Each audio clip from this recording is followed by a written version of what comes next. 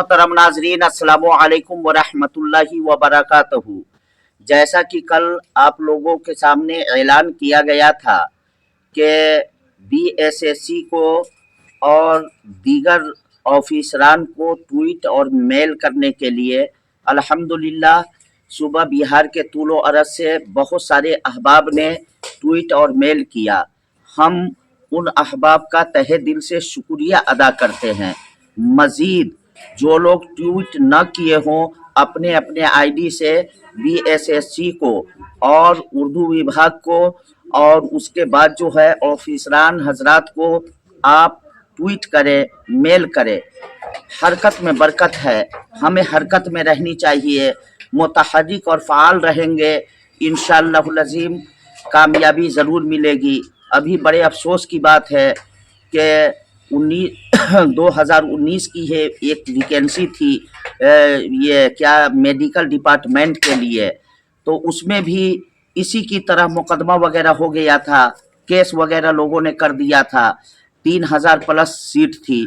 21 तारीख को उसका रिजल्ट जारी कर दिया गया, लेकिन अफसोस सद अफसोस हमारे साथ ऐसा दुर्व्यवहार किया जा रहा है। इसका सबसे बड़ा कारण यह है कि आयोग और विभाग भी अच्छी तरीके से जानता है कि चूँकि ये उर्दू वाले लोग जो है ये मुर्दा कौम है, ये अपने हक की लड़ाई के लिए आगे नहीं बढ़ सकते हैं। वो अच्छी तरीके से जानता है कि ये मुर्दा कौम है। 2-3 महीना अहबाब लोग हरकत में आए थे, जिसकी वजह से आयोग भी हरकत में आया और सेकेंड लिस्ट वालों को काउंसलिंग के लिए बुलाया।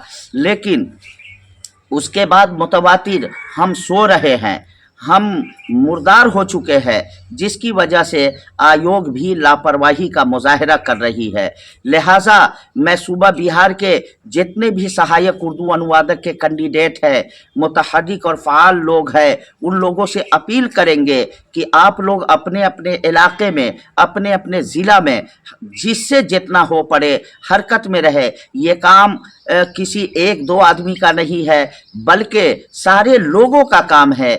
जितने लोगों ने काउंसलिंग करवाया है, तमाम लोगों का ये मामला है। लिहाजा तमाम लोगों की ये जिम्मेदारी बनती है कि वो हरकत में रहे और आयोग से अपने हक का मुतालबा करे। सिर्फ हम वोट देने के लिए पैदा हुए हैं, क्या हम इस मुल्क के रहने बाशिंदे नहीं हैं? क्या हमारा हक नहीं है? हमारा मुकम्मल तौर से हक है और हमें हक मिलनी चाहिए। मेरे भाइयों, जो कौम मुर्दा हो जाती है, जो कौम सो जाती है, उस कौम की तकदीर ख़राब हो जाती है। डॉक्टर इकबाल ने कहा था, क़ुव्वते फ़िक्र अमल पहले फ़ना होती है।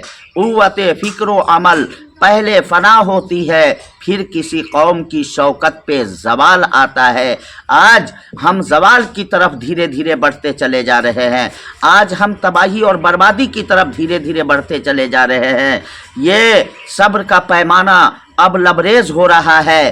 कहीं ना कहीं अब आयोग की लापरवाही खुल्लम खुल्ला नजर आ रही है। आयोग टाल मटोल कर रहा है कि किसी सूरत से इलेक्शन का ऐलान हो जाए और आचार संहिता लागू हो जाए ताकि उसको बहाना मिल जाए। हालांकि आचार संहिता से इस वैकेंसी का कोई ताल्लुक नहीं है। ये पुरानी स्कीम है, ये 2019 की स्कीम है। आचार संहिता लागू होने के बाद कानून के अंदर कोई नया स्कीम आप पास नहीं कर सकते, कोई नया प्लान पास नहीं कर सकते, लेकिन ये पुराना प्लान है। लेकिन उसके बावजूद भी आयोग इस चक्कर में लगा हुआ है ताकि जब उम्मीदवार हमारे पास आए आचार संहिता लागू होने के बाद, तो हम कहें कि हमारा पूरा डिपार्टमेंट इलेक्शन में लगा हुआ है, चुनाव की तैयारी में लगा हुआ है, हमारे पास वर्कर की कमी है, लिहाजा ये काम अभी हम नहीं कर सकते हैं, चुनाव के बाद करेंगे। मेरे भाइयों, और अगर आचार संहिता का बहाना बना लिया आयोग ने, तो एक बात याद रखिए, आगे चलकर आप कोई उम्मीद नहीं कर सकते इस वैकेंसी के बारे में।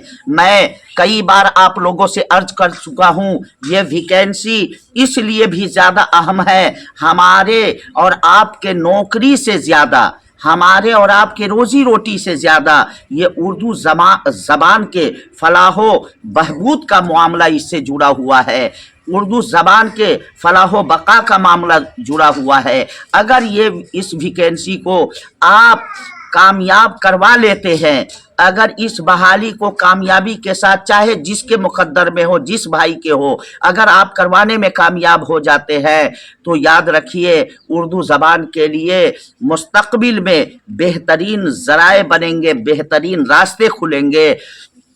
لہذا میں اردو داں طبقے کی بارگاہ میں اپیل کرتا ہوں، گزارش کرتا ہوں کہ آپ لوگ سب آدمی مل جل کر، صرف کینڈیڈیٹ ہی نہیں بلکہ اور بھی احباب لوگ اپنے اپنے تئیں جن لوگوں کی جہاں تک رسائی ہے وہاں تک سیاسی لیڈران سے بات کریں اور ویدھان سبھا میں کوشچن کروانے کی کوشش کرے، حکومت سے مطالبہ کرے کہ آخر سہایک اردو انوادک والوں کے ساتھ ایسی بے انصافی کیوں ہو رہی ہے، کہاں سے آ رہی ہے۔ میرے بھائیوں، بڑے صدمے کی بات ہے کہ آج نہیں 4 سال سے متواتر اس ویکینسی کو لے کر کے لوگ جو ہے طرح طرح کے پریشانیوں میں الجھے ہوئے ہیں۔ ارے اگر بحالی کر دیا جائے، جن لوگوں کے مقدر میں نہیں ہوگا، اگر نہیں ہو پایا تو وہ لوگ کوئی دوسرا راستہ تلاش کریں گے۔ بہت سارے احباب اس ویکینسی کو لے کر کے ڈی ایل ایڈ اور بی ایڈ نہیں کر پا رہے ہیں، یہ دماغ میں ہے کہ ڈی ایل ایڈ اور بی ایڈ میں 1.5 لاکھ روپیہ خرچ ہو جائے گا، اگر اس میں نمبر آ گیا، اگر اس میں بحالی ہو گئی تو کم سے کم 1.5 لاکھ روپیہ تو ضائع ہونے سے بچ جائے گا۔ اگر مقدر میں نہیں ہوگا، جن بھائیوں کے ہوگا اس کی ہو جائے گی تو بہت سارے احباب کوئی دوسرا راستہ تلاش کریں گے۔ لیکن اس ویکینسی کی وجہ سے نہ جانے کتنے لوگوں کی زندگیاں تباہ و برباد ہو رہی ہے۔ لہٰذا میں اپیل کرنا چاہتا ہوں پورے صوبے بہار کے جتنے بھی متحرک اور فعال لیڈر ہیں، وہ سب لوگ مل جل کر اس ویکینسی کو آگے بڑھانے کے لیے، اس ویکینسی کو عملی جامہ پہنانے کے لیے کوشش کرے۔ انشاءاللہ العظیم ضرورت پڑے گی ان قریب 2-4 دن کے بعد ہمارے لیڈران لوگ آپسی رائے مشورہ کر کے پٹنہ میں سب لوگوں کو بلائیں گے، تو سب لوگوں سے اپیل ہے کہ حرکت میں رہے اور ساری مصروفیات کو بالائے طاق ڈال کر سب لوگ پٹنہ پہنچنے کی کوشش کریں، تاریخ کے اعلان کا انتظار کر لیں۔ انشاءاللہ العظیم ہم لوگ آپس میں رائے مشورہ کر رہے ہیں، ان قریب تاریخ کا اعلان کیا جائے گا اور ایسے موقع پر ہم سب لوگ جمع ہو کر کے بی ایس ایس سی سے مانگ کریں گے کہ بھائی ہمارے بھی ریزلٹ کو جلد سے جلد جاری کیا جائے۔ انہی چند جملوں کے ساتھ میں اپنے احباب لوگوں کی بارگاہ میں گزارش کرتا ہوں، التماس کرتا ہوں کہ سونے سے کام نہیں چلے گا، بیدار رہنا پڑے گا۔ اور بس آخر میں ایک بات آپ لوگوں سے عرض کروں، اپیل کرتا ہوں کہ جو لوگ ہمارے چینل پر پہلی مرتبہ آئے ہیں وہ چینل کو سبسکرائب ضرور کر لیں تاکہ حوصلہ افزائی ہو اور ہم اردو زبان کی خدمت میں ہمیشہ لگے رہیں، ہم اپنی آواز کو سوشل میڈیا کے ذریعے آگے بڑھے۔ بس انہی چند جملوں کے ساتھ اپنی باتوں کو ختم کر رہا ہوں۔ السلام علیکم ورحمۃ اللہ وبرکاتہ۔ اللہ حافظ۔